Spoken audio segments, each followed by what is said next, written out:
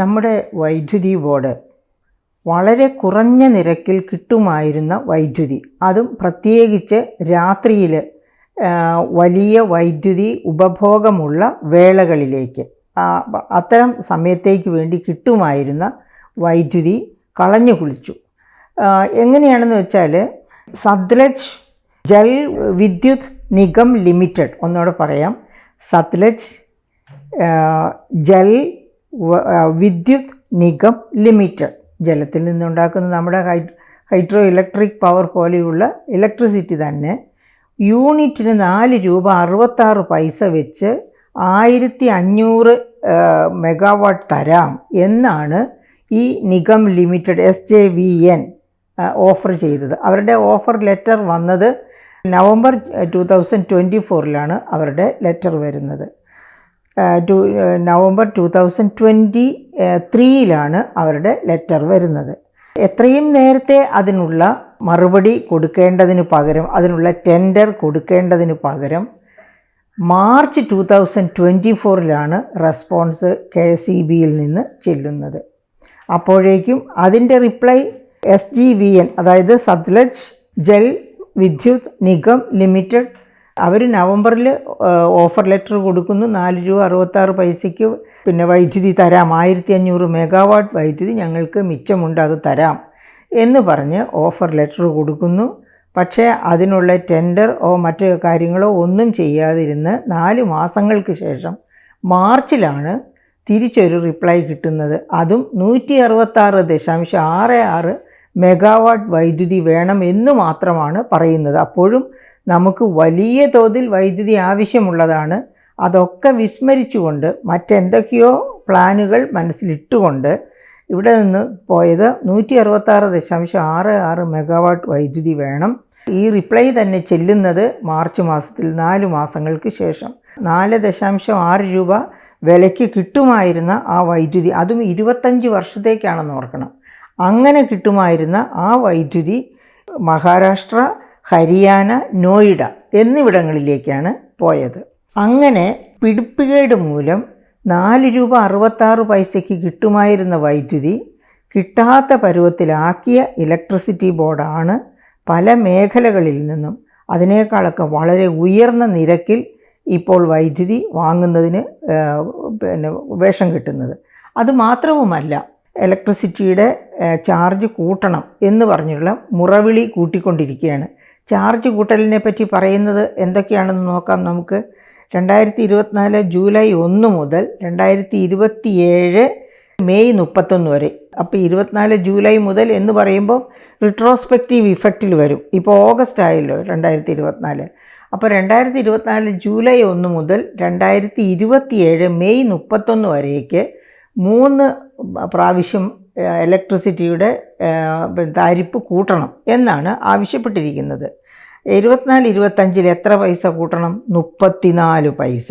അതായത് ഒരു യൂണിറ്റിനാണ് 34 പൈസ എന്ന് ഓർക്കണം. നമ്മൾ ആകെ ഉപയോഗിക്കുന്ന കൺസംഷന് മുഴുവനും കൂടി 34 പൈസ കൂട്ടിക്കൊടുത്താൽ പോരാ. ഉപയോഗിക്കുന്ന ഓരോ യൂണിറ്റിനും 34 പൈസ വീതം വർദ്ധിപ്പിച്ചു കൊടുക്കണം. അതാണ് ഡിമാൻഡ്. അപ്പോൾ 24-25 34 പൈസയാണ് ഒരു യൂണിറ്റ് വൈദ്യുതിക്ക് നാം അധികമായി കൊടുക്കേണ്ടി വരുന്നത്. അതായത് ഇപ്പോൾ ഓടിക്കൊണ്ടിരിക്കുന്ന വർഷത്തിൽ. 25-26 അത് 23.60 പൈസയായിട്ട് മാറുന്നു.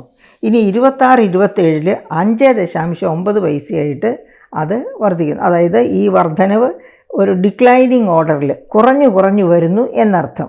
അപ്പോൾ ഇതിൻ്റെയൊക്കെ പുറകിലുള്ള ഒരു പ്രധാനപ്പെട്ട കാരണം നമ്മൾ ഓർക്കണം. ക്യാപെക്സ് മോഡൽ ഇപ്പോൾ സ്മാർട്ട് മീറ്റർ കൊണ്ടുവരാനായിട്ട് ശ്രമിക്കുകയാണ്.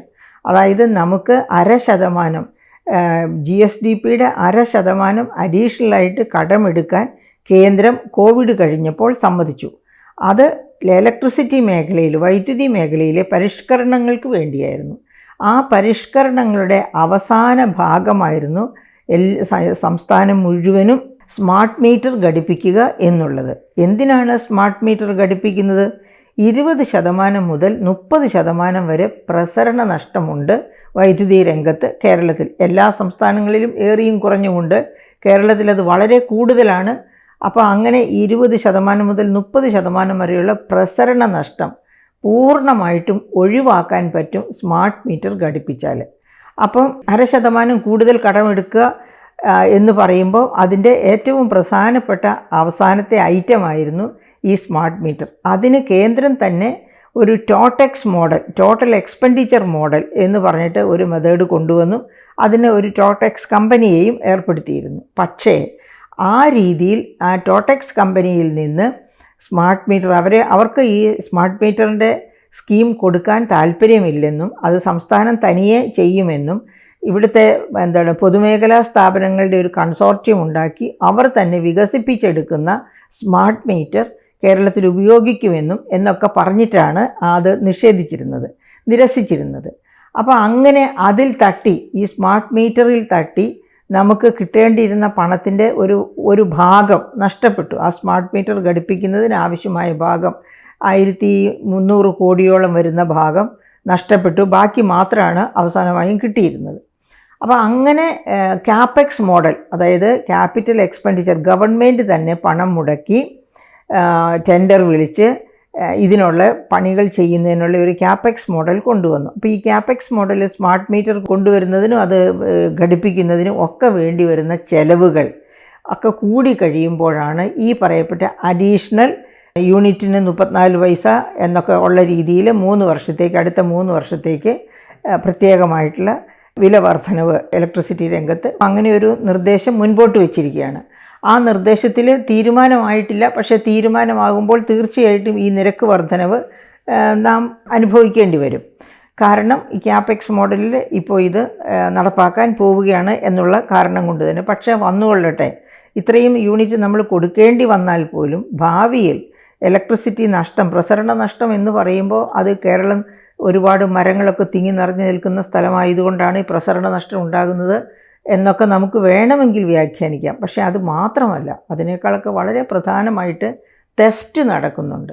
ഇലക്ട്രിസിറ്റി ബോർഡിലെ ഉദ്യോഗസ്ഥർ അറിഞ്ഞും അറിയാതെയും, അതായത് ഒരു വെറും ഇലക്ട്രീഷ്യൻ വിചാരിച്ചാൽ മതി മീറ്ററിൽ എന്തെങ്കിലുമൊക്കെ കൈക്രിയകൾ കാണിച്ച് ഇലക്ട്രിസിറ്റി മോഷണം നടത്താൻ. അങ്ങനെ ധാരാളമായിട്ട് ഇലക്ട്രിസിറ്റി മോഷണം കേരളത്തിൽ നടക്കുന്നുണ്ട്. പക്ഷേ ഈ സ്മാർട്ട് മീറ്റർ വന്നു കഴിഞ്ഞാൽ ഇലക്ട്രിസിറ്റി തെഫ്റ്റ് അസാധ്യമായി തീരും എന്നുള്ളത് കൊണ്ട് ദീർഘകാലം നമുക്കത് സഹായകരമാകും. അതുകൊണ്ട് സ്മാർട്ട് മീറ്റർ വരട്ടെ. അതിനുവേണ്ടി 2-3 വർഷം ഇത്തിരി കൂടി, ഇപ്പോൾ തന്നെ കേരളമാണ് ഇന്ത്യയിൽ ഏറ്റവും കൂടുതൽ ഇലക്ട്രിസിറ്റി താരിഫ് കൊടുത്തുകൊണ്ടിരിക്കുന്ന സംസ്ഥാനം.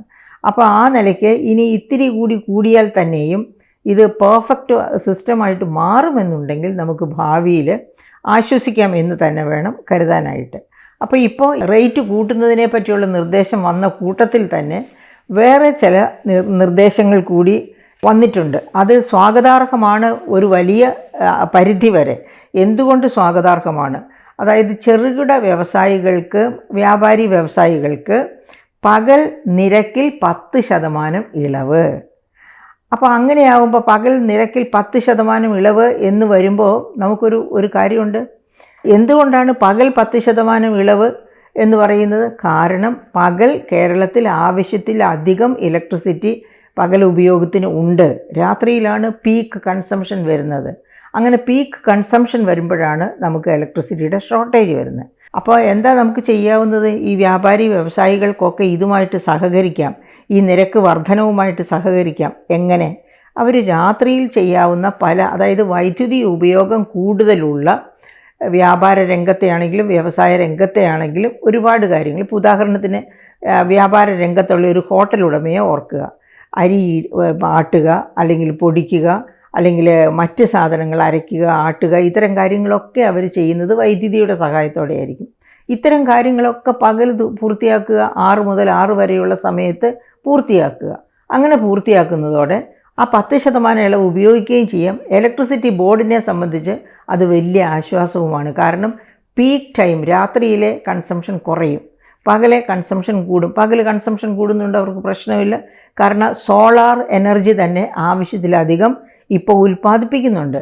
പക്ഷേ സോളാർ എനർജി വേണ്ട രീതിയിൽ രാത്രിയിലേക്ക് സ്റ്റോർ ചെയ്യാനുള്ള സംവിധാനം വേണ്ടത്ര വികസിച്ചിട്ടില്ല എന്നതാണ് ഇലക്ട്രിസിറ്റി ബോർഡിൻ്റെ പ്രശ്നം. അപ്പോൾ അതിനുള്ള സ്റ്റോറേജ് സമ്പ്രദായമൊക്കെ നന്നായിട്ട് വികസിപ്പിച്ചു വരുന്നത് വരെയെങ്കിലും പകൽ ഉപഭോഗം കൂടുകയും രാത്രിയിൽ ഉപഭോഗം കുറയുകയും ചെയ്യുകയാണെങ്കിൽ ആകെപ്പാടെ വൈദ്യുതി മേഖലയിൽ ആശ്വാസം ഉണ്ടാകും. അപ്പോൾ അതുകൊണ്ടാണ് ഞാൻ പറഞ്ഞത് വ്യാപാരി വ്യവസായ മേഖലകളിലൊക്കെ ഉള്ളവർ, അതുപോലെ തന്നെ വ്യാപാര വ്യവസായ മേഖലയിൽ തന്നെയുള്ളതാണ്. ഇപ്പോൾ നമുക്ക് ഇലക്ട്രിക് വണ്ടി ചാർജ് ചെയ്യണം, അതുമല്ലെങ്കിൽ മറ്റ് ഒരുപാട് സാധനങ്ങൾ നമ്മുടെ മൊബൈൽ ഫോൺ തൊട്ട് എന്തും ചാർജ് ചെയ്യാനായിട്ട് പുറത്ത് ചാർജറിലേക്ക് പോയി ഉപയോഗിക്കുന്നവർക്കോ അല്ലെങ്കിൽ വീട്ടിൽ ഉപയോഗിക്കുന്നവർക്കോ ആർക്ക് തന്നെയാണെങ്കിലും വ്യാപാരശാലകളിലും വ്യവസായശാലകളിലും ഒക്കെ അത് പകലാക്കാം.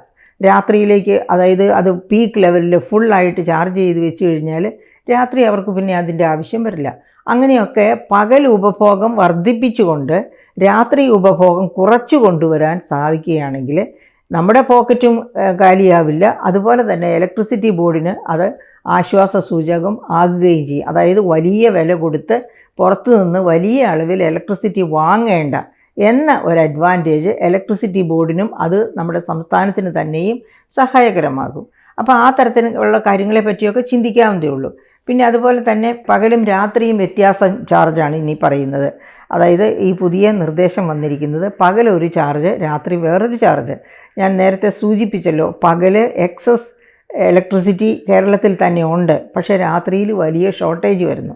രാത്രിയിലാണല്ലോ സർവ്വ മേഖലകളിലും ഉപയോഗിക്കേണ്ടി വരിക കറണ്ട്. അതുകൊണ്ട് അപ്പോൾ പകൽ ഒരു താഴ്ന്ന റേറ്റും രാത്രിയിൽ ഉയർന്ന റേറ്റും ഈടാക്കുക എന്നുള്ളതാണ് പുതിയ സജഷൻസിൽ വന്നിരിക്കുന്ന ഒരു നയം. അതായത് വീടുകൾ മാസം 250 യൂണിറ്റ് ഉപഭോഗമുള്ള വീടുകൾ, അങ്ങനെയുള്ളവയുടെ നിരക്കുകൾ താഴെ പറയുന്നത് പോലെയാണ് വരാൻ പോകുന്നത്. അതായത് 250 യൂണിറ്റ് അല്ലെങ്കിൽ അതിൻ്റെ തൊട്ട് മുകളിൽ ഒക്കെ ഉള്ളവർക്ക് വരുന്ന ഉപഭോഗം എങ്ങനെയാണത്? രാവിലെ 6 മുതൽ വൈകുന്നേരം 6 വരെ 10% ഇളവ്. അതുകൊണ്ടാണ് പറഞ്ഞത് വ്യാപാരി വ്യവസായികൾക്ക് കൊണ്ട് 10% ഇളവ്. അപ്പം വ്യാപാരി വ്യവസായികളും ഹൗസ് ഹോൾഡ്സും എന്ത് ചെയ്യണം? ഇലക്ട്രിസിറ്റി ഉപയോഗിച്ചുള്ള എല്ലാവിധ ഏർപ്പാടുകളും പകൽ ചെയ്യണം. മൈക്രോവേവ് ഒരു പക്ഷേ അത്യാവശ്യമായിട്ട് രാത്രിയിൽ ഉപയോഗിക്കേണ്ട വന്നേക്കാം, ഒരു പക്ഷേ ഡിന്നറിൻ്റെ ഒക്കെ സമയത്ത്. അങ്ങനെയാണെങ്കിൽ അത് മാത്രം മാറ്റി വെച്ചിട്ട് ബാക്കി മൈക്രോവേവിൻ്റെ ഉപയോഗം തൊട്ട് വൈദ്യുതിയുടെ എല്ലാ തരത്തിലുള്ള വൈദ്യുതി ഉപയോഗത്തിൻ്റെ എല്ലാ മേഖലകളും, ആട്ടൽ, പൊടിക്കൽ, ഇടിക്കൽ എന്ന് വേണ്ട എല്ലാ കാര്യങ്ങളും പകൽ തന്നെ കുടുംബങ്ങളും സഹകരിക്കുക. അതായത് ഇലക്ട്രിസിറ്റി ബോർഡിനോട് കുടുംബങ്ങൾക്ക് സഹകരിക്കാം, വ്യാപാരി വ്യവസായികൾക്ക് സഹകരിക്കാം.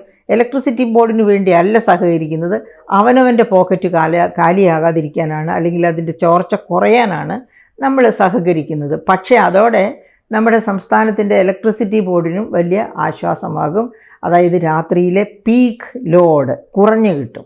അങ്ങനെയാകുമ്പോൾ വലിയ വില കൊടുത്ത് പുറത്തുനിന്ന് വൈദ്യുതി വാങ്ങുക എന്ന ദുരിതത്തിൽ നിന്ന് കുറേശ്ശെ താഴേക്ക് വരാൻ പറ്റും.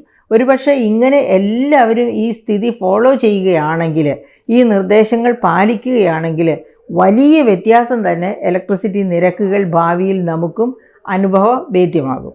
അപ്പോൾ പിന്നെ എന്താണ് പറഞ്ഞിരിക്കുന്നത്? 6 മുതൽ 6 വരെ 10% ഇളവ്, 6 മുതൽ രാത്രി 11 വരെ 10% വർധനവ്.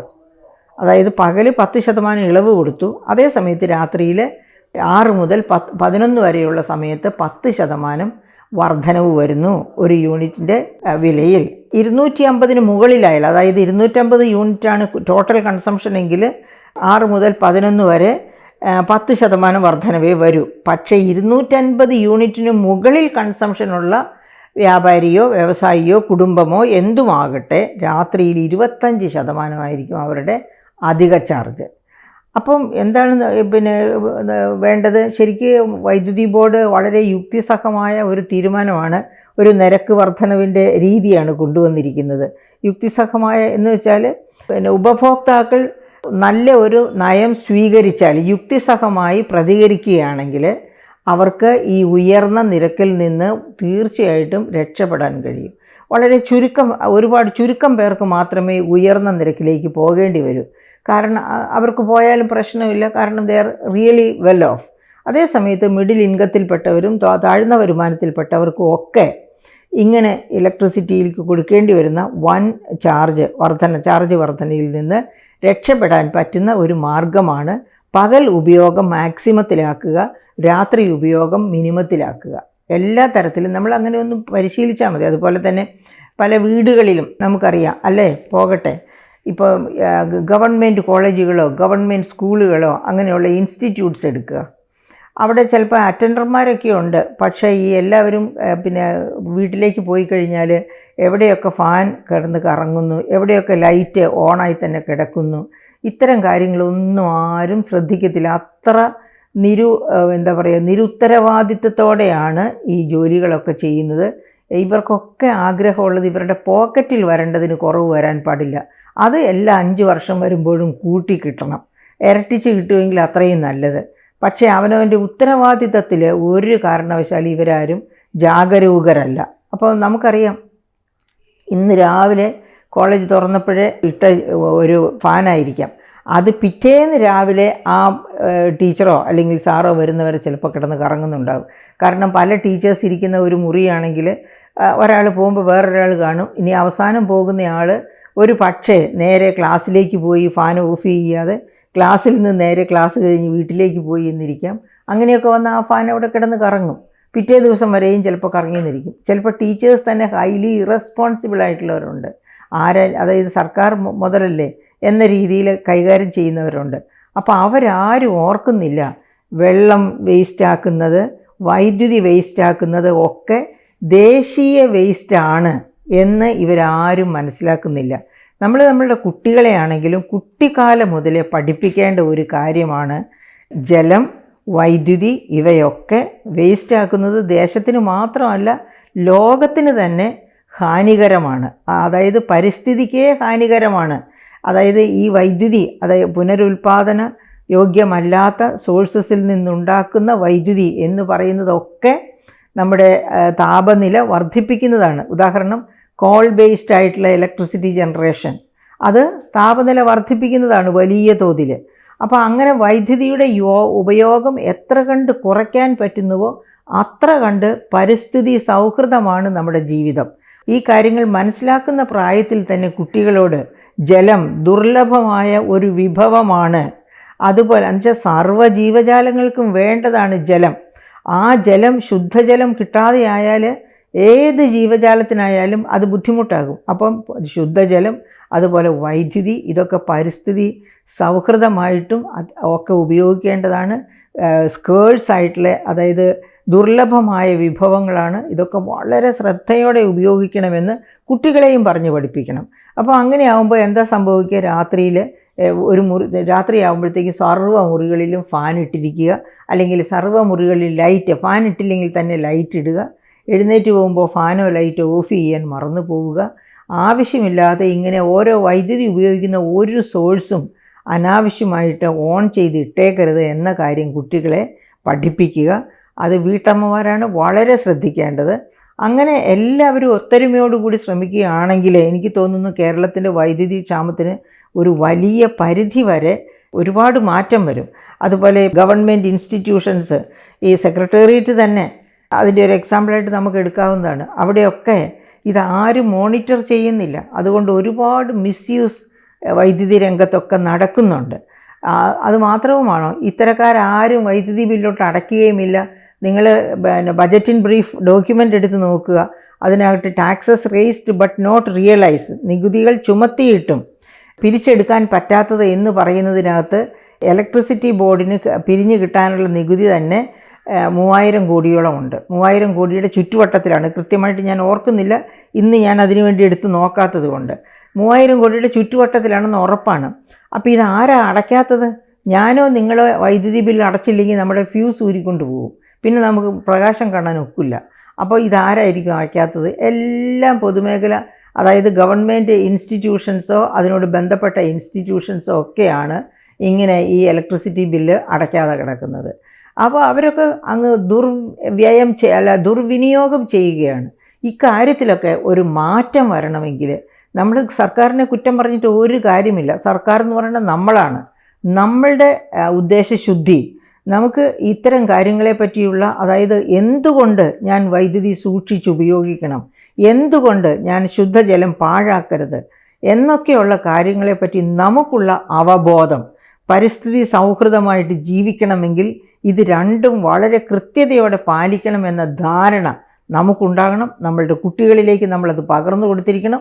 ഒരു അധ്യാപികയോ അധ്യാപകനോ ആണെങ്കിൽ ശിഷ്യഗണങ്ങളിലേക്കും ഇതേ വികാരം തന്നെ പകർന്നു കൊടുത്തിരിക്കണം. അങ്ങനെയാണെങ്കിൽ മാത്രമേ ഈ മാറ്റങ്ങളൊക്കെ നാം പ്രതീക്ഷിക്കേണ്ടതുള്ളൂ. അപ്പോൾ ഇവിടെ നമ്മൾ പറഞ്ഞു വരുന്നത് ഈ ഇലക്ട്രിസിറ്റി പകൽ താഴ്ന്ന നിരക്കാണ്, രാത്രിയിൽ ഉയർന്ന നിരക്കാണ്. അപ്പോൾ താഴ്ന്ന നിരക്കിൽ പകൽ സമയത്ത് നമുക്ക് വൈദ്യുതി അധികം വേണ്ട എല്ലാ തരം പ്രവൃത്തികളും ആ സമയത്ത് ചെയ്യുക. അങ്ങനെ വരുമ്പോൾ രാത്രിയിൽ ഇലക്ട്രിസിറ്റിയുടെ ചാർജ് കൂടിയ ഇലക്ട്രിസിറ്റിയുടെ കൺസംഷൻ നമുക്ക് കുറയ്ക്കാം. നമ്മൾ കുറയ്ക്കുന്നതോടെ ഇലക്ട്രിസിറ്റി ബോർഡിന് അത്തരം വളരെ വില കൂടിയ നിരക്കിൽ രാത്രിയിൽ ഇലക്ട്രിസിറ്റി മറ്റുള്ള സോഴ്സസിൽ നിന്ന് വാങ്ങുന്നത് ഒരു പരിധി വരെയെങ്കിലും ഒഴിവാക്കുകയും ചെയ്യാം.